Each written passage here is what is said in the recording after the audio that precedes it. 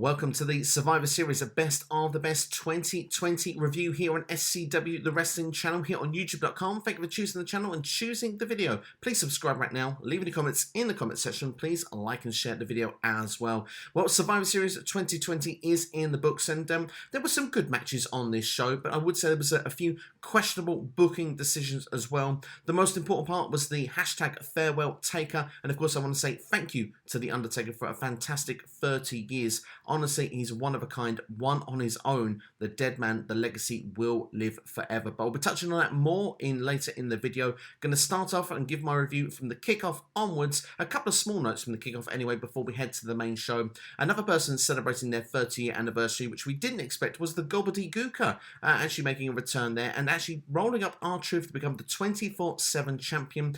To be honest, I must admit, I did find this quite amusing. I probably shouldn't have. It's definitely bad. It just shows how irrelevant the 24/7 championship is and how bad comedy we usually have it. But I don't know, just from a nostalgic point of view, I weirdly found this slightly amusing. Of course, just to skip, so we have the 24/7 stuff done later in the evening, there was actually some, some breadcrumbs it felt left out there, some bird food left out for the Gobbledygooker getting overly excited about. Was rolled over by Tozawa, so Tozawa could win the 24/7 championship. And then R-Truth then actually hitting a bag of that stuff over Akira Tozawa to pick up the victory. So R-Truth, of course, as always, leaves the building as 24/7 champion. The fact that Gobbledygooker actually had a moment as 24/7 champion, I found amusing. The rest of it, meh, I can take it or leave it. It's TV time that I didn't need to see.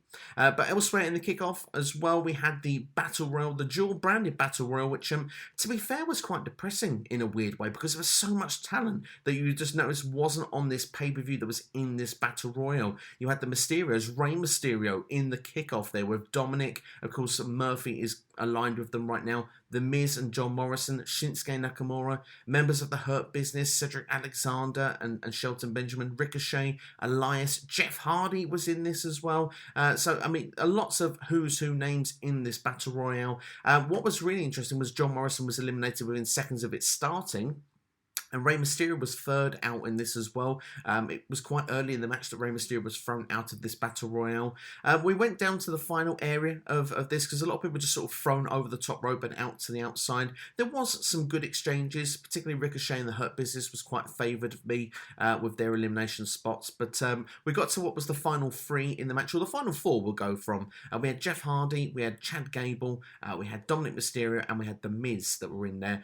Chad Gable clotheslining Jeff Hardy over the top rope in convincing fashion. I really thought Chad Gable looked amazing in this match, and I'm so pleased he's got back to the Chad Gable gimmick. It almost feels like he's represented Kurt Angle of 20 years ago. We had a great exchange with him and Dominic Mysterio, which of course is like Rey Mysterio from 20 years ago. I just want to see those two wrestle on SmackDown. I'm going to throw that out there now. They had brilliant exchanges in the ring. Dominic Mysterio thought we'd eliminated The Miz because Miz was over the top rope and Mysterio went off the ropes to dropkick Miz out of the ring. But Miz has kind of gone back under the bottom rope, so he was back in the match, but was then dropkicked out of the ring, so he was eliminated from the match. Dominic Mysterio managed to get the better of Chad Gable, throwing him over the top rope, and then, of course, he thinks he's won the match. The Miz comes in from behind and throws Dominic over the top rope to pick up the victory. It doesn't really build anyone in this, of course, The Miz at this particular moment. You want to give him some momentum. Of course, he's got the Money in the Bank briefcase, so for that reason, it's the right result. He's the big name in this Battle Royale. But it could have been nice to have built someone for the future, give them someone that spot, to build upon going from after this event. But apart from that, I mean, it just was a throwaway Battle Royal. It didn't really mean anything, and it establishes The Miz a bit further. But yeah, it was a bit depressing, just purely because there was so much talent you would have thought to have seen on the main show. Going on to the main show of Survivor Series, then we started with the men's 5-on-5 Elimination Survivor Series match with AJ Styles, Keith Lee, Braun Strowman, Riddle, and Sheamus taking on Seth Rollins with Jey Uso, Kevin Owens, King Corbin, and Otis. For me, looking at this, it was a interesting match between us because it didn't really get too far into the match, and Seth Rollins decided that he would take himself in and make himself a sacrifice, and by sacrificing himself he got himself eliminated from the match. And of course, he could have got himself counted out, disqualified. He decided to take a broad kick instead, which was interesting from a storyline perspective, because you kind of think, well, Seth Rollins now has probably written himself off TV, probably feels that SmackDown, needs Seth Rollins and is not as good without him. I think that's the storyline direction they want to go with this. But at the same time, I just sort of then thought to myself, it was a bit of an odd booking decision because of the fact that A's took a clear boot to the face. I wish Seth Rollins all the best of his time off with Becky Lynch, of course, with the birth of their child, which is due in a matter of weeks. But SmackDown never recovered, and I guess that's where we want to go with the storyline here. But it took the whole competitiveness from the match, which for me then made the match feel a little bit blah for the rest of it. I felt it was a bit lackluster. It felt a bit obvious of where it was going to go from here. Of course, next from the match eliminated was Kevin Owens, surprisingly. He was eliminated by the phenomenal forearm of AJ Styles. The Flying Bro from Riddle eliminated King Corbin from the match. And then Otis was trying to put a nice power game in there with Keith Lee, but then was eventually eliminated by Braun Strowman. This left Jey Uso 5-on-1, which I think from this point it was more or less the question of, would this be a clean sweep, or would Jey Uso get 1 or 2 eliminations, being the one superstar from SmackDown, to get a bit of credit out of this match? He did put a good enough fight against the 5 superstars, but ultimately he didn't succeed. Keith Lee hitting the Spirit Bomb to pick up the victory, and get your brooms out. It was a clean sweep. Team Raw defeating Team SmackDown. It was all right on the night, as I suggested on the predictions video, but I didn't expect a full 5-0. Yeah, great for Team Raw. Be interested to see what will happen as the fallout from this. But what I would say is, as a match, it lost its competitive edge the second Rollins left the ringside area, and then Kevin Owens quickly being eliminated afterwards. It just felt like, I don't know, it just made Raw look a lot strong. It made SmackDown look very weak, and that for me was just a bit of a questionable decision to do. The next match was the New Day against the Street Profits, and arguably for me was the match of the night. I think that these two teams told a great story. It was a case of passing the torch, or in the Street Profits, promo before the match, wanting to take the torch. And for me, I mean, they did a great job, both of these teams, to the point that I kind of wish that both of them were on the same brand. I'd happily see this match again. But the old guard of the New Day had told a good story as well. It felt like their moves weren't as effective without Big E. Of course, Street Profits kicking out from the Midnight Hour, which of course was one of their main finishing moves with Big E in the past. But without that power, just the agility of Xavier and Kofi, they weren't able to get the job done. Street Profits eventually picking up the victory with what was like it was a blockbuster from Montez Ford, but it was like in a doomsday position. Angelo Dawkins having Xavier Woods on his shoulders while that blockbuster was done was a great spectacle, and of course it was a great way to end the match. New Day then solidifying that passing of the torch, the hugs after the match with these two teams. Job well done overall. The New Day have been the tag team, arguably, of the 10s. It feels like the torch has been passed for the 20s. The Street Profits will carry the tag team division in WWE, it feels, for at least the next 5 to 10 years. And it feels that we've got the first real big moment in tag team wrestling, in my opinion, of this decade. Next was arguably the worst match of the night, Sami Zayn against Bobby Lashley. Lashley having the Hurt Business at ringside, so all suited and booted. Sami Zayn doing his best to get the Hurt Business to get a disqualification, to get involved on the outside, running away from Lashley for a lot of the match as well. It kind of dragged and went on too long for my liking. And when you just think to yourself that Sami Zayn and Lashley are two perfectly capable good wrestlers, Sami Zayn a great strategist, the powerhouse of Lashley, this should have been a good match, but unfortunately, just like what they had a match a year or two ago, it was very lackluster. And of course, Sami Zayn eventually tapping out to the Hurt Lock. For me, this was just a bore, unfortunately. It was the worst match of the night, and I just feel that Sami Zayn, from being booked very, very well as Intercontinental Champion, in recent moments has been booked quite poorly, and this was a questionable decision in my personal point of view. I love the backstage exchange with Roman Reigns and Jey Uso. Roman saying to Jey Uso that he should get out of the arena, how he's let down Roman Reigns, how the fact that the reason Team Survivor Series lost was because they didn't respect him, and the fact they didn't respect him means that they didn't actually respect the tribal chief, which means they don't respect the family. I love that element. I love the dynamic with this Roman Reigns character. It is so good. But of course, if Jey Uso has been thrown out of the arena, we know he's coming back a bit later on. We next had the Raw Women's Champion Asuka taking on the SmackDown Women's Champion Sasha Banks. These two just have great chemistry and have great matches. There's no argument with that. The story was expected here. Sasha Banks, of course, has never pinned or submitted Asuka. She managed to do so here in not so decisive fashion. It was a series of roll-ups at the end of the match between these two, and Sasha managing to get the successful roll-up to pick up the victory. It's a shame to see Asuka lose because it feels like there's a lot of momentum going from Asuka at this particular time, but Sasha Banks at the moment is someone that needed the victory here, and I think that she managed to get that, and I think that it was a job done from WWE. It was a way of getting a victory as a title holder here over title holder without making it look so dominant, but I do hope coming out of this, Sasha Banks, she'll have a nice program, hopefully going with Carmella to solidify herself further as SmackDown Women's Champion. Asuka needs some sort of dominant program to re-establish herself as Raw Women's Champion, I think, going forward here. We need a good, solid few weeks for Asuka going from here. Perhaps, maybe even a program with Shayna Baszler and Nia Jax could be interesting to see. Maybe a triple threat match would be a fun match to see at TLC. Speaking of Shayna Baszler and Nia Jax, well, we had the Women's 5-on-5 Survivor Series match next, and arguably I would say this was a better Survivor Series match, and we'll just give you the team members if you haven't seen the show. Team Raw had Nia Jax, Shayna Baszler, the Women's Tag Team Champions. We had Peyton Royce, Lacey Evans, and Lana, of course, on Team Raw. Of course, Lana was the only person to actually qualify for Team Raw, by the way, just to throw that out there.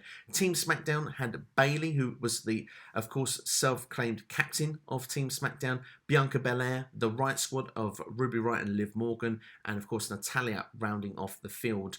Surprisingly, Bayley was eliminated early in the match here, which for me, took me really by surprise. I really thought Bayley was going to be in and around the end of this match. But, I mean, this is a big win for Peyton Royce. And rather than looking and saying that perhaps it's back damaging booking for Bayley to lose so early in the match, I'm going to look at this from a positive perspective. This is a big victory here for Peyton Royce. So, for that reason, I was quite pleased to see it. The only damaging part was, though, that Peyton Royce did tap out to the sharpshooter moments later to be eliminated from the match herself.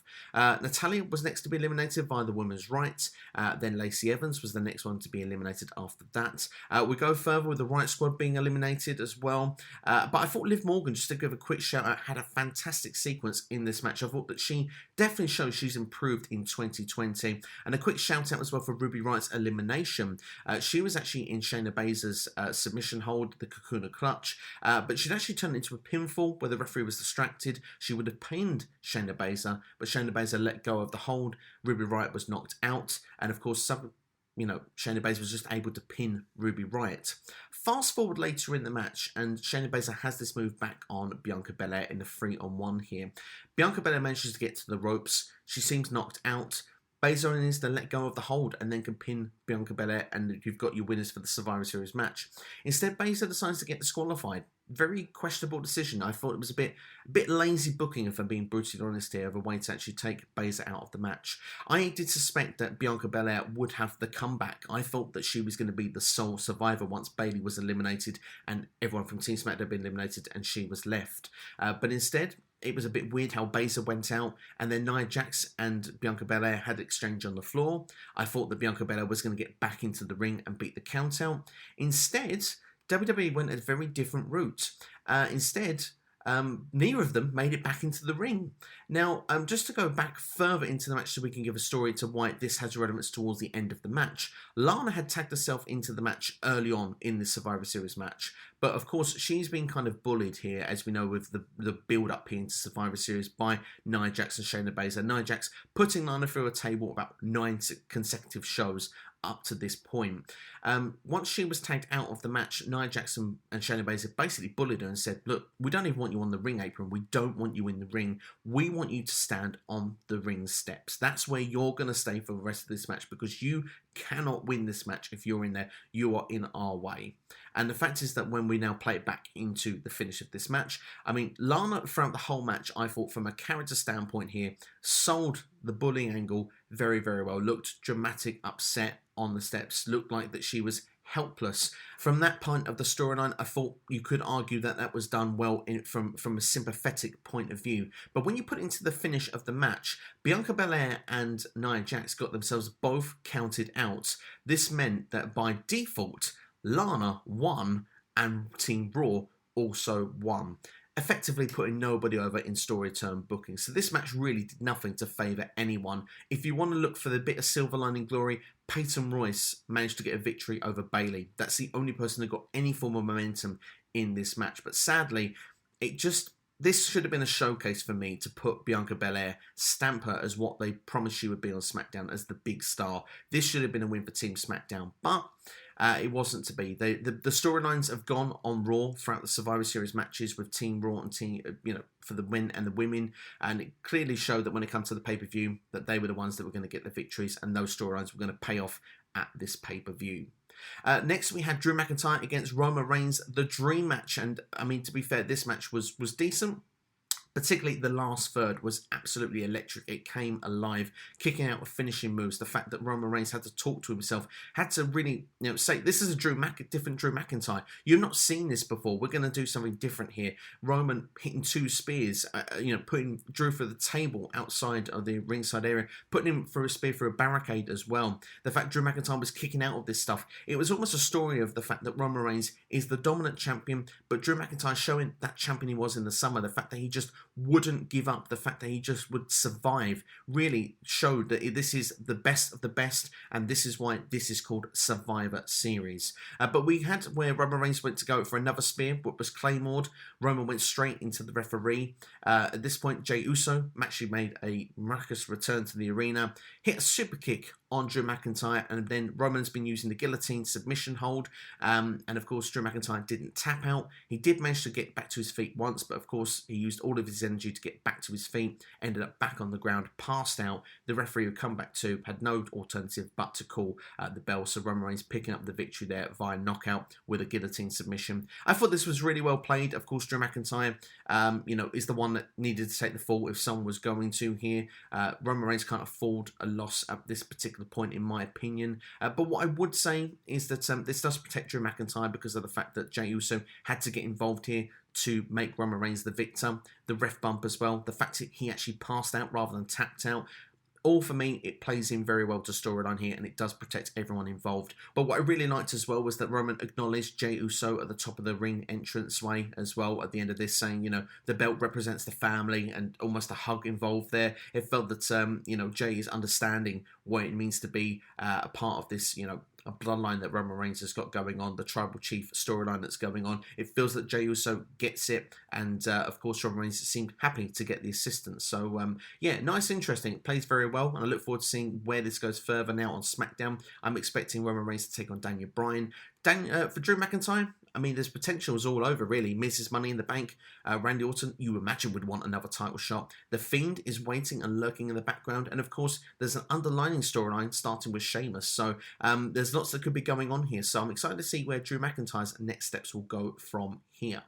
But last, to finish off the show, we had the Farewell Taker, 30 years of The Undertaker.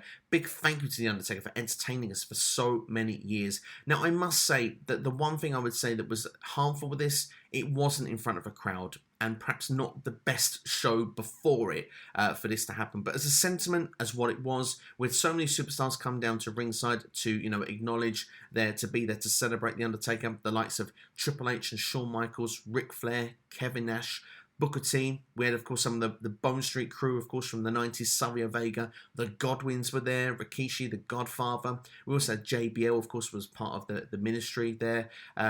Kane, of course, was there, of course, the Undertaker's brother. The list is endless there. There was so many people that were there at ringside. But Shane McMahon as well, just to mention one more. But we got a lovely video package of The Undertaker, which I thought was absolutely superb. I thoroughly enjoyed watching that. We went back to the ringside area. Vince McMahon, of course, calling The Undertaker to ringside. We got a lovely long entrance, as we always do, from The Undertaker. And The Undertaker then saying that it was time for him to rest in peace. It really is the final farewell of The Undertaker. Of course, he took the knee, and a lovely sort of like hologramic sort of view that we got on the screen there of Paul Bear holding the urn. I thought that was a really classy touch as well. Really enjoyed that. And of course, then The Undertaker walks back to the stage through the curtain for the show to finish. And I must admit that for me, I thoroughly enjoyed the Farewell Taker. I thought that this was done perfectly. I see a few calls on Twitter they wanted to see something along the lines of The Undertaker perhaps putting someone over on the way out, maybe someone like The Fiend attacking him or something leading to one more match. For me, no, we've had it with The Undertaker. You know, he's had an amazing 30 years. He had an amazing finish at WrestleMania 36 with the Boneyard match. I just don't think there's anything more for The Undertaker to do, you know, and if you come back and it was a bad match, he'd want to find another great match, you know. So for me, I think this was the right time. 30 years felt like it was perfect. I think that everything was put together really well from WWE. The only thing I would say is that, unfortunately, it was missing from fans. But to rate this show overall, I'm going to say for the Survivor Series show itself, I'm going to give it a 5 out of 10. I think that it was a bit lackluster in places. There were some good matches, but some of the booking was a bit questionable. For the Farewell Taker, I'm giving that a solid 9, 10 out of 10. I was very happy with that. Like I said, the only thing missing was fans, and I think that would have been a nice touch. But hopefully, at some point, The Undertaker will go in the Hall of Fame. He'll get that celebration as well, and hopefully that will be a point when fans will be able to be there and help with that celebration for The Undertaker as well. But that's all from me. Thank you for watching. If you enjoyed this video, please like it, give a thumb up, subscribe, hit the bell as well for more notifications when videos are released. Going to try and do a few videos this week just to pop up one daily here if I can, here and there. Probably go more shorter videos this week as we go towards the weekend, then towards the Q&A, which of course will be back then. But of course the Q&A for this week came out yesterday, so if you haven't seen it, go and check it out now. Some great topics on Impact Wrestling, WWE, AEW, and much, much more. But thank you for watching. Have yourselves a great day. Hope you've enjoyed it. If you've not seen it, go and check out the Survivor Series and let me know your thoughts in the comments below. I look forward to interacting with you and let me know your thoughts of the show. But that's all from me. Thank you for watching. Have yourselves a great day.